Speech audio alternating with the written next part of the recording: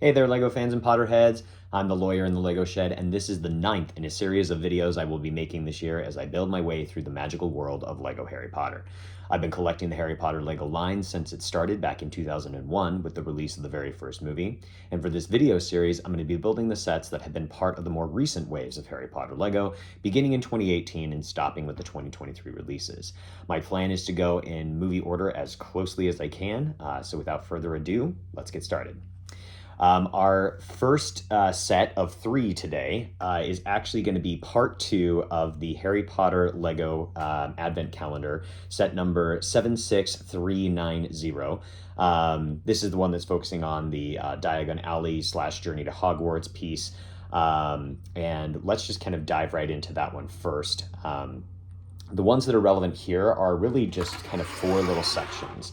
So the first is a little Gringotts desk. And next is a little minifig of a goblin, shown here. And then we've got a little cart. And last, a little vault with an opening door with some gold on the inside. This set was released in 2021 and had just 274 pieces.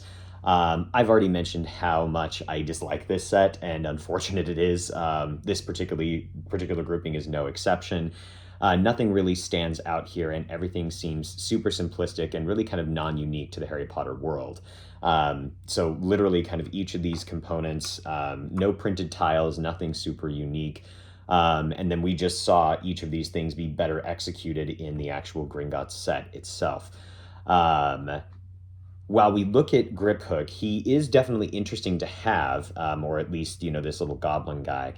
But he's already been released as a minifigure back in 2021 with this same face, the same hair. And if this torso does not look like anything that he has ever worn before, that's because it's actually Mr. Ollivander's torso from the collector's edition of Diagon Alley, which we've already reviewed. So I think in that regard, it's kind of pretty clear that this is just not quite up to par. This one also suffered from the same problem of this is actually two separate builds. This particular little one, you built the door and then you built like where the gold is as two different days in the lineup. So, just overall more of the same disappointing kind of elements here with this particular lineup. I guess it is nice to have another goblin head and hairpiece so that you can include him in your big set, but beyond that, kind of a letdown here. The next set that we'll do is set number 40500. This is a Wizarding World minifigure accessory set. This was released in 2021 and has only 33 pieces, definitely a little bit light for the price point, which was, I think, about $10, or maybe even 15. This was the second set like this that LEGO has done within the Harry Potter theme, and it's where you're getting a bunch of minifigs along with some kind of interesting parts. And we'll cover that first set in a later video. But let's start with the minifigs that you get here. So first is Harry, and he's pretty standard. He's just got a closed black robe here, and then his little black legs. Harry is always kind of a boring figure in general because of how many we have. This torso print's a repeat from Diagon Alley, and everything else is a repeat from numerous other sets. We'll talk about this little printed tile in a second here, since it's really one of the only unique things to this set. Next up, we have what has been attributed as Mr. Borgin. Somewhat unsure why as to he's getting labeled as Mr. Borgin, because everything about him is pretty not accurate. Maybe his face is potentially an option there, maybe his hair from how he appears. I'll drop a picture in here so that you can see, but his torso print doesn't match, and it's obvious why, because this actually comes from Marvel, DC, and Jurassic Park themes, so this little outfit makes no sense for him, unfortunately. And I think even his kind of overall like brown palette just doesn't make a whole lot of sense. So kind of a letdown here, but I guess another figure to populate your Diagon Alley street. Next up, we have an unnamed witch. The only unique thing about her is this torso dress, or sorry, the dress print down here. It's actually quite incredible to kind of see everything that they've got crammed into this little one. You can see here she's got these potions along the side, and then there's even back printing here. So probably the most interesting piece and unique to this set. The only way that you can get this little torso or this dress print is from here. But oddly enough, everything else comes from somewhere else. This hat piece is one that we'll cover later, the one that has the unique kind of hair shaping at the back, which is really lovely. You'll notice that her head is double-sided here, and that's because her head is actually Aunt Petunia's head from the Privet Drive set, and oddly enough, her torso is one that actually comes from a Batman set. So kind of an odd combination here of an Aunt Petunia face, the Batman torso, and then the only unique printed dress, but I am happy to have something that works so well within the Diagon Alley framework as her little dress print there. So again, a bit of an odd choice, but it is definitely something that you've got that that works within the context. Last but not least, we've got an unnamed wizard, and he's kind of a Franken individual as well. Here again, we have that same torso print that we just saw on Grip Hook, truly identical there. The one that was Mr. Ollivander's torso print from Diagon Alley.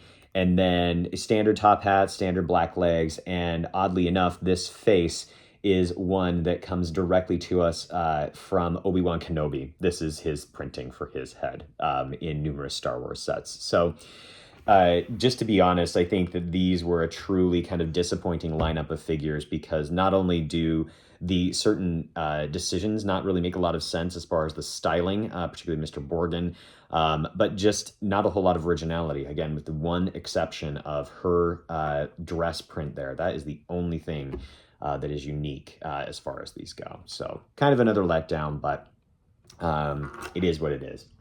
Next up, we've got the actual table itself. This was an interesting kind of little inclusion here, and I think is ultimately pretty successful. It's nice to have the little cauldrons, and even though these bottles come in other capacities, it is nice to have more of them. So they're nice and labeled, or they fit within the theme. We've got a nice printed owl here, and the table ends up looking quite nice when you kind of lay it out within the context of your Diagon Alley. The only thing that is unique as far as a printing specific that makes it really clear that it's Harry Potter is this little Dumbledore's Army tile. Again, kind of an odd inclusion in this particular set because Dumbledore's Army was founded in the Hog's Head back in Hogsmeade, not in Diagon Alley. So while this is a great tile to have, it is kind of an odd inclusion here and maybe would have been more appropriate in another set. One we'll cover later that would have made a lot more sense.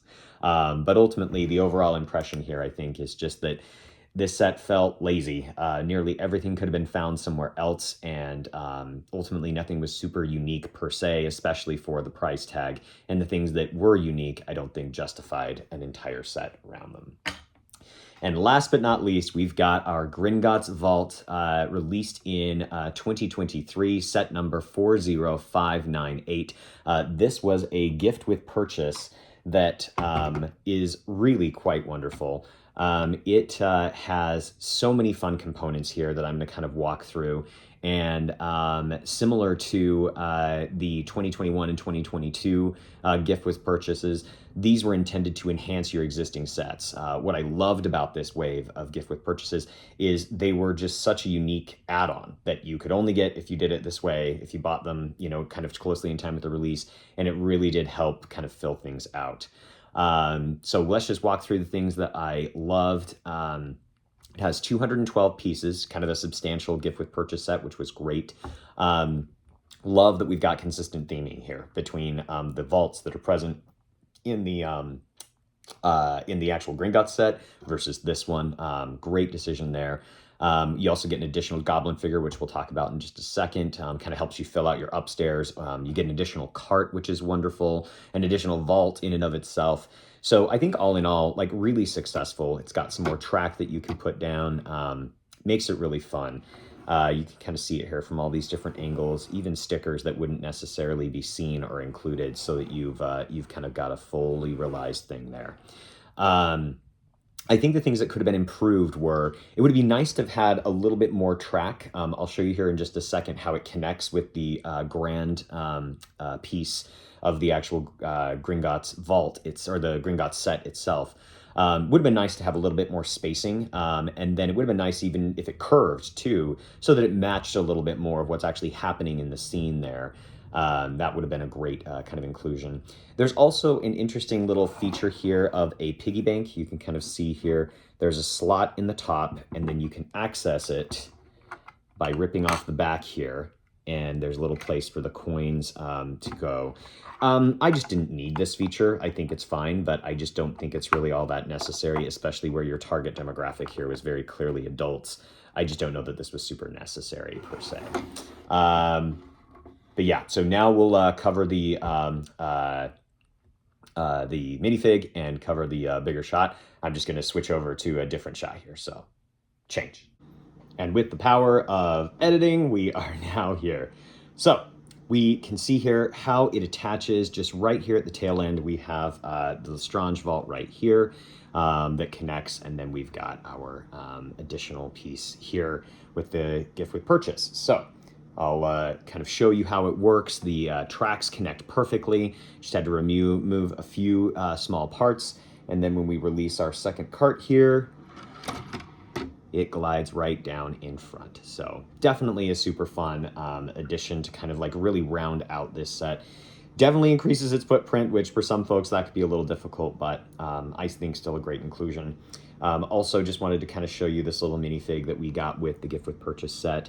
It's this little goblin, and he, I think, just looks really, really great. He's got this lovely little tuxedo on. He's even holding a little Gringotts coin, and he's kind of fantastic to just really round out your set. I think I'll end up putting him in the upstairs portion, but he goes right into the cart just like everybody else does, and ends up being a great inclusion.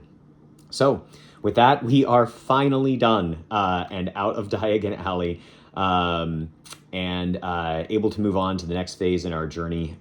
If you are interested in following along, please feel free to follow the account. And if there's anything you think I should be including in these reviews, drop a comment and let me know. Thanks so much for watching, and have an awesome day.